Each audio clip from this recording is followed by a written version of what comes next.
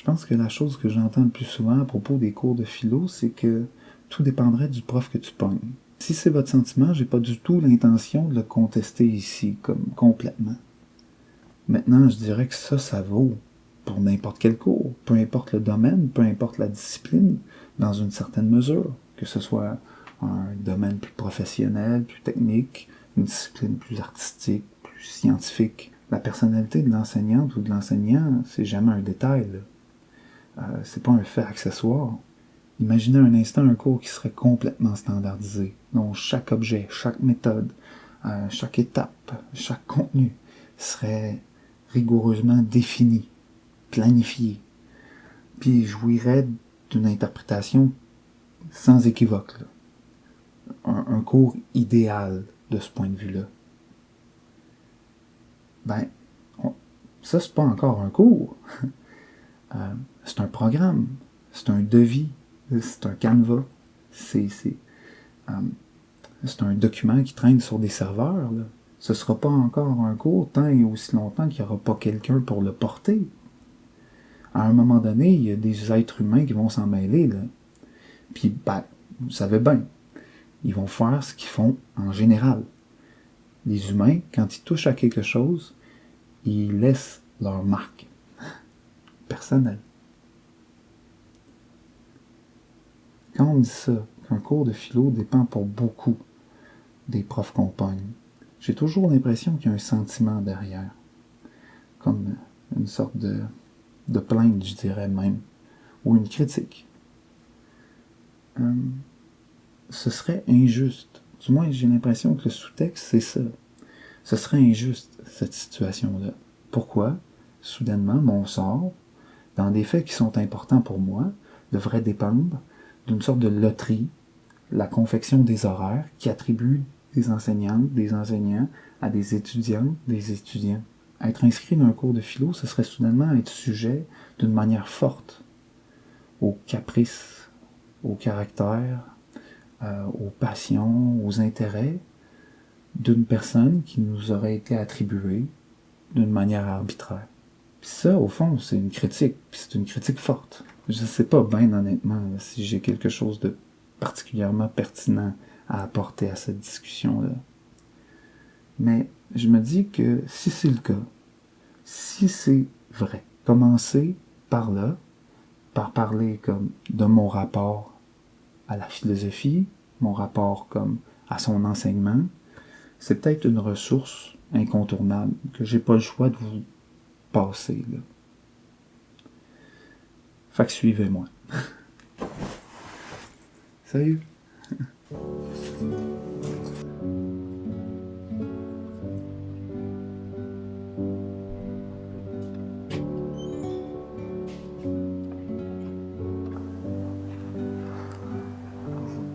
C'est où ça? Ah ben voilà. Le musée des grands esprits. Je sais pas. Les philosophes ont pas mal tous le même profil. Très peu de diversité, très peu de femmes. Oh, et au moins une couple de livres d'Hannah Arendt, là. Mais sinon, c'est la figure du sage qui vient nous éclairer, nous apprendre à être heureux, à trouver la vérité, les chemins de la justice.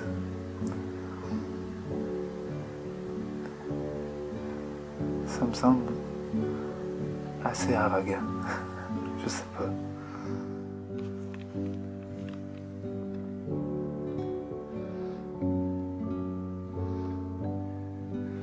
Mais en même temps, tu sais, voilà. En philo, vous trouvez des choses comme ça. Henry David Thoreau, Walden. Ok, mon édition. C'est rien que ma traduction française. Voilà une trentaine d'années que j'habite cette planète. Il y a 30 ans. Et je suis encore à entendre de la bouche de mes aînés le premier mot de conseil précieux, sinon sérieux.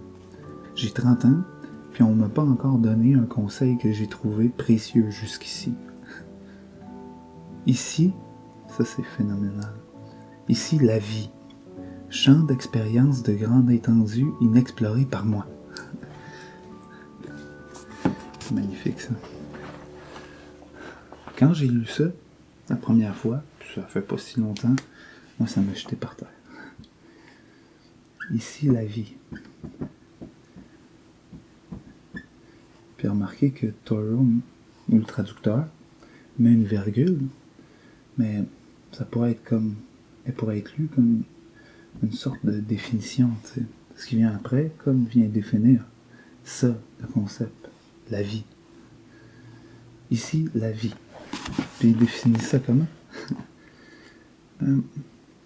Champ d'expérience.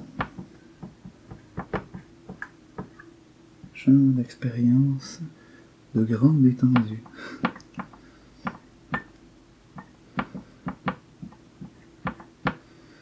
Inexploré par moi.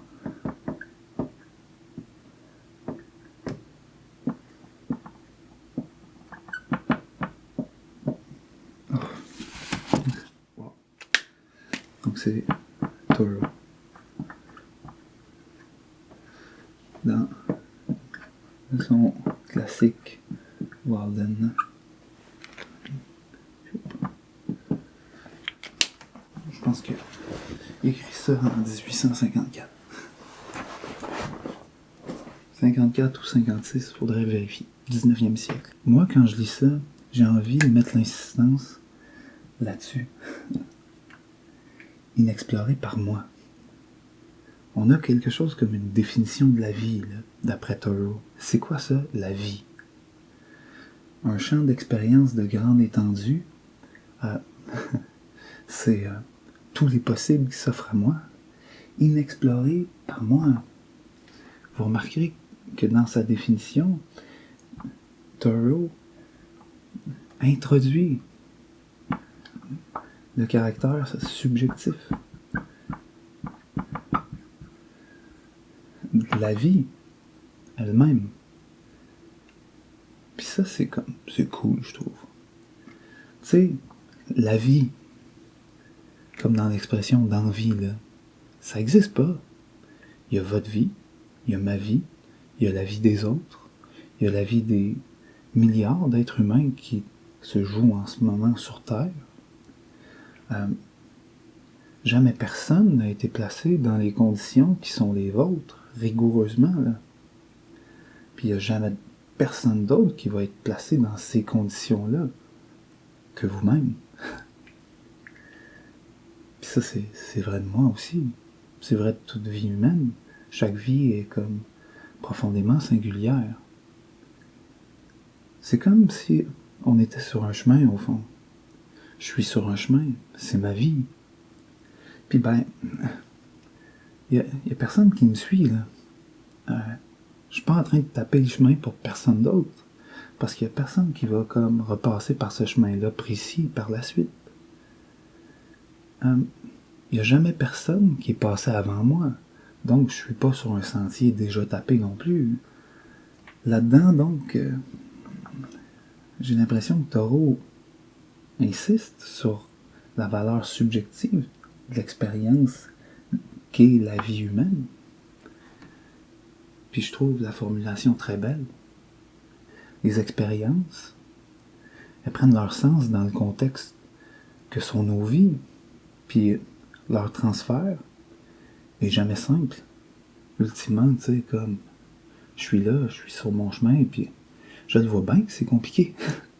Des fois, comme nos chemins se croisent, comme pour vous et moi, là.